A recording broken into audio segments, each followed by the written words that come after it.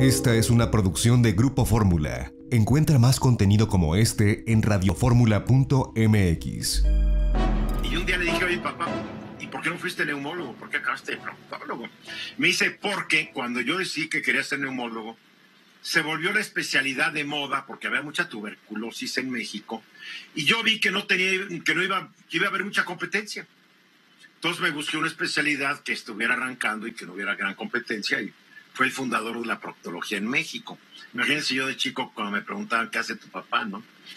Ahora, pero si algo le daba mucho orgullo a mi papá es haber sido integrante de la Cámara de Diputados. Era un joven de 35 años y por azares del destino le preguntaron si quería ser diputado, pues dijo, pues ¿por qué no? Ya era líder de los sindicatos del Seguro Social, como médico bien grillo, y participó en la legislatura que le dio el voto a la mujer para que no te aburras, Mónica. Porque ya ves, tiene cara de aburrida, Mónica. No, la aburrida. Sí, no, te estás aburriendo. Dice a mí que me importa el proctólogo. Te debería importar. A ver, 65 años, mi estimado Bernardino, que se le dio por fin y tardíamente el voto a la mujer. Que mi papá siempre se sintió orgulloso de esa parte de su vida. En 1955, por primera vez, la mujer tiene el derecho a votar. Y es una reforma, fíjate, constitucional que con el presidente Adolfo Ruiz Cortines en 1953 hace al artículo 34 constitucional, en donde agrega hombres y mujeres, ¿no? Que tenían la calidad en principio de mayoría de edad, si estaban casados a los 18 años, si no estaban casados a la mayoría de edad era a los 21 años. Entonces, en el 53, Adolfo Ruiz Cortines, en ese periodo seccional, hace esa reforma constitucional y logra que en el 55, en 1955, las mujeres pudiesen votar. ¿Para qué? Para una elección intermedia en donde se iban a elegir 162 diputados, seguramente entre ellos tu señor padre, que en paz descanse, Eduardo. Pero eran 300 diputados. No, se iban a elegir 162 en 1955. Apenas. Te voy a decir por qué. Porque eran los distritos electorales y no había plurinominales, claro. No había pluri y eran menos. Porque era de mayoría. Es más, yo tengo un cuadro ya medio descolorido donde aparecen todos los diputados de esa legislatura. Y sí, no son 300 ni a trancazos. No, 162 eran en aquel momento. Y de 1953 a 1955, con esta reforma constitucional, se logra incrementar el listado nominal. Anteriormente era de 3 millones el votante en el 53 y en el 55 se logró 6 millones en el listado nominal que hoy comúnmente se conoce. Todas las mujeres que no podían. Sí, imagínate nada más. Es que es muy interesante porque esta votación, de hace rato hablábamos justamente del abstencionismo en ese momento. Hoy estamos hablando de ese incremento del listado nominal, en este caso, cómo se va evolucionando. Hoy actualmente, Eduardo, tenemos 90 millones de personas inscritas en el listado nominal. La mayoría son mujeres, son 46 millones de mujeres a comparación de hombres, 43 millones, cerrando números de personas. 46, 44, ¿no? ¿Perdona? 46 mujeres y 44 hombres, para llegar a los 90. Sí, vamos a poner 47 y 43 y 44 hombres. Los 47 millones de mujeres. Vienen las elecciones del próximo año que se van a presentar, precisamente a partir de septiembre se inicia la organización de las elecciones. ¿Qué te quiero decir con esto? Ve cómo va creciendo el listado nominal, cómo va creciendo la población, cómo se van haciendo mayores de edad. Y muchas veces uno de los grandes factores de los problemas que hay en las elecciones, y lo hablábamos hace rato, es el abstencionismo. ¿Qué es lo que está pasando en este sentido? ¿En dónde está la promoción del voto? ¿En dónde está la educación cívica? Que es importantísimo para que el ciudadano salga a votar y elija a su candidato o a su partido político de preferencia. Las campañas del INE son una burla, están diseñadas por unos iluminados que creen que los mexicanos somos tarados. Son campañas para tarados. Son ridículamente tontas las campañas, que en vez de querer votar dices, híjole. A ver, Mónica, gracias al voto de estos diputados en el 53, tú has podido. 55. No, pero el voto fue, la La reforma... discusión fue antes, la reforma fue del 53, La reforma 55. constitucional fue en el 53. Del Claro, es a 53. lo que voy.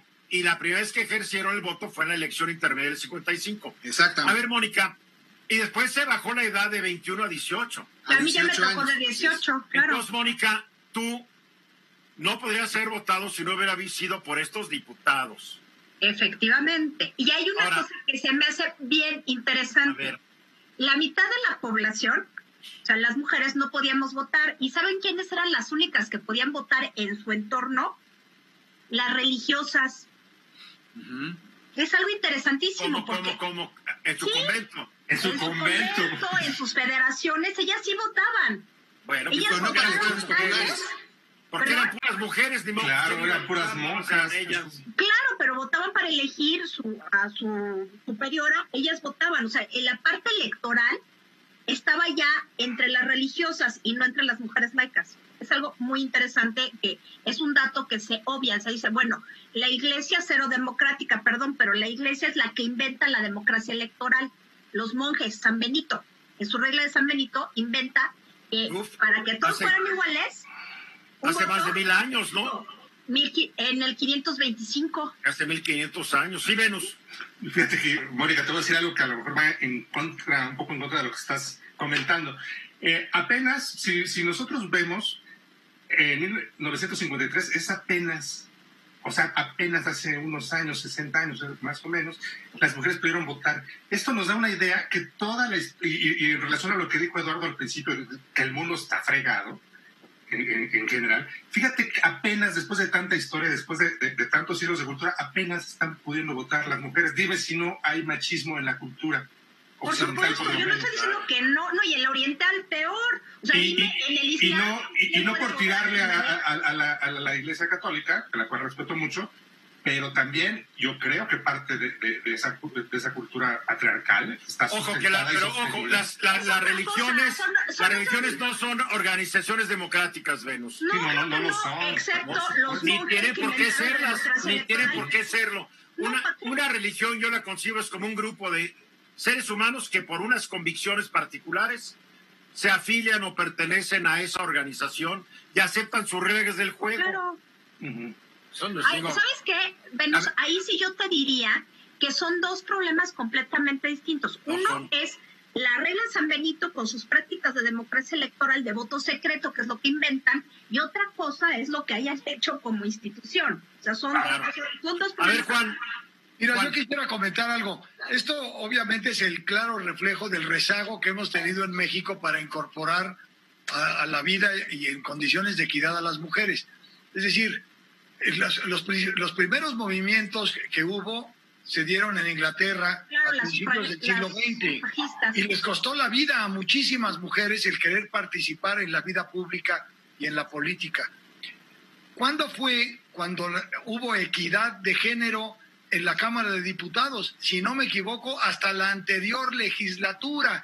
Es decir, tuvieron que pasar más de 50 años para que las mujeres pasaran de poder votar a poder ser electas para cargos de elección popular, por lo menos en el poder legislativo. pero no, pues sí podían ser electas. Lo que pasa Pero es no que era la costumbre. las discriminaban y lanzaban puros candidatos hombres. Claro. Y a raíz de esa reforma también legal, los partidos fueron obligados, tienes que lanzar mitad hombres y mitad mujeres. Después, muy mañosos, lanzaban mujeres que llegaban al Congreso, renunciaban al cargo y entraba el marido. Las Después, Juanitas. las Juanitas. Ahí vino otra reforma. O sea, los hombres han buscado, la verdad, Sí, ¿no? claro. Debemos incluirnos, los hombres hemos buscado como género cualquier pretexto para no soltar el poder. Claro. Así es, así es. Y fíjate, Eduardo, que dentro de esto también la violencia política hacia las mujeres en cuestiones políticas, electorales, ¿no? Que hoy ya el Código Penal lo sanciona justamente en esa parte. Creo que es bien importante toda esta evolución. Ha habido reformas constitucionales a nivel local en la Ciudad de México, justo lo que decía Juan también respecto a la equidad y a la paridad de género. Pero creo que aún todavía la mentalidad de nosotros los hombres nos falta mucho por cambiar para poder consentir y aceptar esas reformas legales en donde la mujer participe más ampliamente en los puestos de elección popular, ¿no? Y la mujer también tiene que pelear todavía más, porque muchas mujeres votan como les dice el marido, o les dice el hijo. Las mujeres tienen que votar como ellas quieran y no como les diga el patriarca del hogar, porque es un hecho. Yo conozco a muchas. ¿Por quién me vas a votar? Ay, por quien me diga mi viejo. Pues no abras así los ojos, te van a caer los ojos, van a salirse de sus órbitas. A mí no se me hubiera ocurrido. O sea, yo voto porque no tienes quien mande sobre ti, porque tú ya te libraste de... También estuve casada y tampoco le hice caso. Bueno, pues hay muchas que sí, y tú sabes y has de conocer algunas. Sí. Por favor.